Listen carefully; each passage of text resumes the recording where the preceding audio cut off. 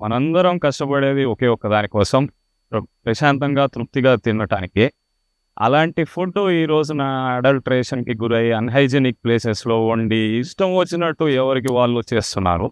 కానీ మా ప్రకృతి పికిల్స్‌లో అలా కాకుండా ఒక మంచి సదుద్దేశంతో నేను, మా మిసెస్, మా అత్తగారి సహాయంతో నాన్ వెజ్ పికిల్స్‌ని అందరికీ అందుబాటులో ఉండేలాగా చేద్దాము అనే సదుద్దేశంతో ఒక సంవత్సరం నుంచి మేము ఆన్‌లైన్‌లో ఎక్కడ ప్రెజెన్స్ లేకుండా జాగ్రత్తగా ఒక్కొక్క మెట్టు ముందుకు వెళ్తూ అందరి దగ్గర మన్ననలు పొందుతూ వస్తున్నాము.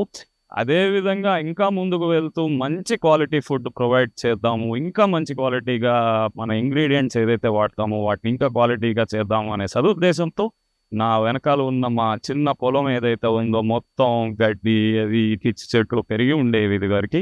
అదంతా క్లియర్ చేపిచ్చాము. సో, ఈ వారంలో దీంట్లో నిమ్మకాయ, మునగాకు, ఉసిరి, టొమాటో, గోంగూర, కరివేపాకు ఇట్లా ఒక 6-7 రకాల పంట పండిద్దాం. ఒక తోటలాగా చేద్దాము. ఈ తోట ఓన్లీ మన ప్రకృతి పికిల్స్ కోసమే, వేరే అమ్మటానికి ఏ ఉద్దేశము లేదు. ఆహ్, ఈ ఈ తోటకి కావాల్సిన ఎరువులు గూడా తయారు చేసుకోవటం స్టార్ట్ చేశాము. ఒక 1-2 వీక్స్‌లో నేను చెట్లు నాటి వాటిని మళ్ళీ మీకు చూపిస్తాను. Thank you friends.